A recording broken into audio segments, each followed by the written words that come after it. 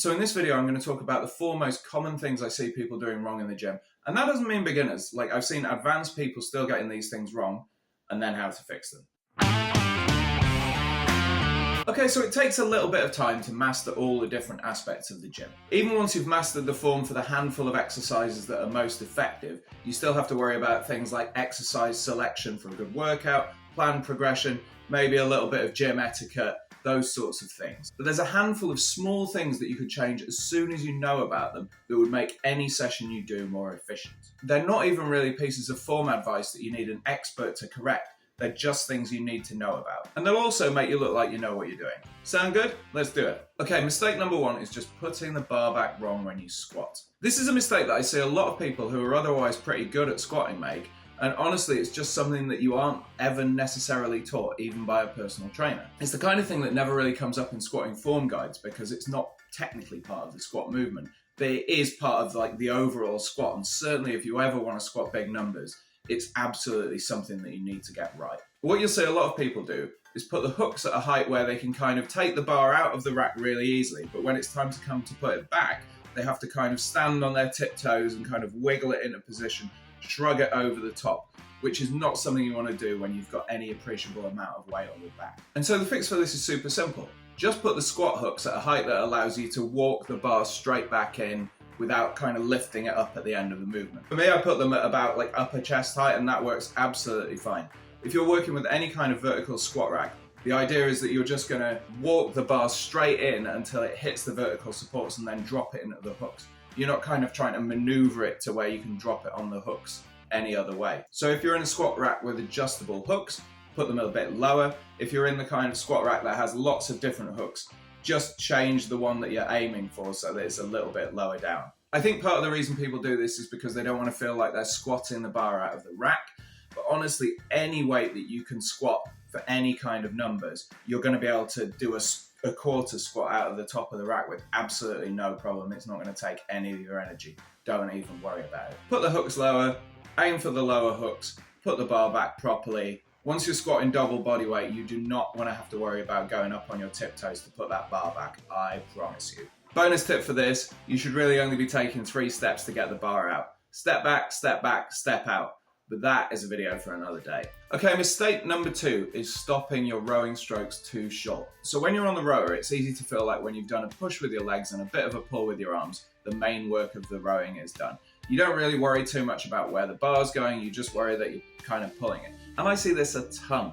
People think they're rowing fast because they're moving the handle back and forwards quickly, but if you were looking at like the monitor on the rowing, they wouldn't actually be going anywhere at all. A rowing stroke has 4 distinct phases, and if you're not doing them correctly, you're actually losing a lot of efficiency, and even though you're putting a lot of work in, you're not going as fast as you could be. So the phases are the catch, the drive, the finish, and the recovery. But what we're going to specifically worry about today is the finish. And in the finish, you want your legs fully extended, you want to be leaning slightly back, the bar wants to be touching probably about the bottom of your chest. You'll actually see good rowers pause at the finish for a second with the handle against their chest, because that lets them kind of set up for the next phase of the stroke, the recovery. And on the flip side, among people who don't know what they're doing, what you'll see is they kind of just pull the handle backwards and forwards, and it never comes to full extension, and so they're not getting the most they could out of any one stroke. Sometimes they don't even fully extend their legs, and then you just kind of jumping backwards and forwards. You're not really getting very much done, even though it might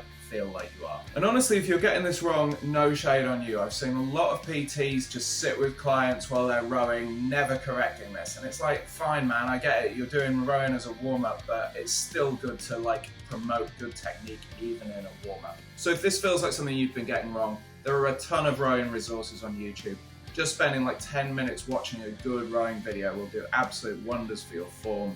It's something you can work on. It's something you should be getting better at, even if all you're using the rower for is a warm-up. Okay, mistake number 3 is not as common as the other 2 that I've already mentioned, but it's something that I still see occasionally and it makes me absolutely crazy. And that is swinging the kettlebell overhead. Now, I usually hear this called the American kettlebell swing. I think this was popularized by CrossFit, I think because an overhead swing is kind of easier to judge in a competition, because the standard used to be that if you couldn't see your ear behind your arm at the top of the swing, they wouldn't judge it.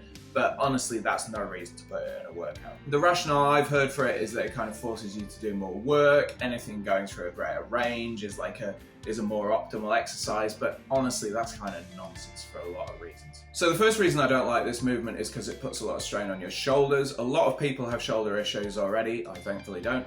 You're putting a weight overhead dynamically in a position that's pretty uncomfortable. Like having your hands together as they go overhead is not that natural a position. If you've already got strong mobile shoulders, you can probably get away with this. But if you've already got any kind of pre-existing condition, you are absolutely asking for trouble with this movement. The second reason I don't like the overhead swing is that in a lot of ways, it actually reduces your cardio output. There's a whole portion of the swing where you're not really doing any work because you've already done the kind of hip snap to drive it overhead, and then you're letting it come down from the top, which means there's a couple of seconds where you're not actually really doing anything. Doing a regular kettlebell swing means you can crank out more reps in less time, and it just means you're putting in a lot more effort overall. Another reason I don't like the overhead swing is I think it promotes bad form. The kettlebell swing is already quite a complex movement. You're trying to do a hip drive while keeping your back isometrically flat and then avoid back overextension at the top.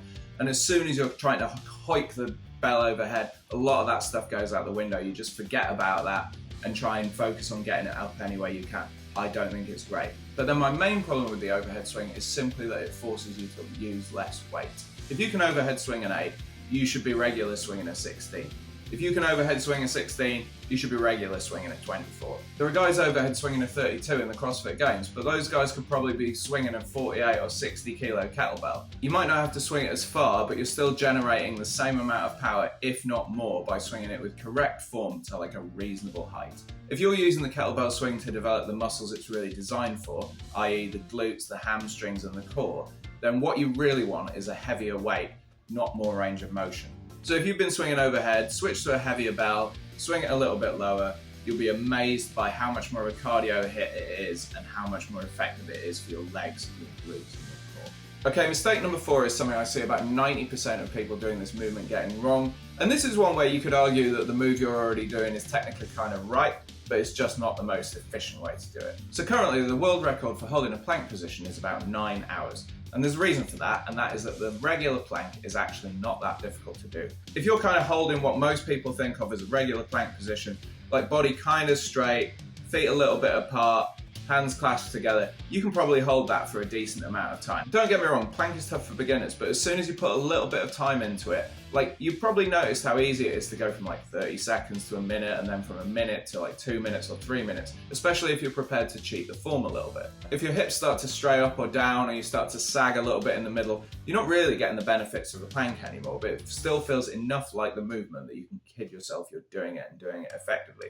And also what happens is that you'll feel like you need to do planks for a longer and longer time to make it an effective movement. Like you're doing it unweighted, so suddenly you feel like you need to go, okay, well I was doing 20 seconds before and now I've moved up to a minute, so maybe now I need to do 3 sets of a minute or like 5 minutes in a row to get any effect.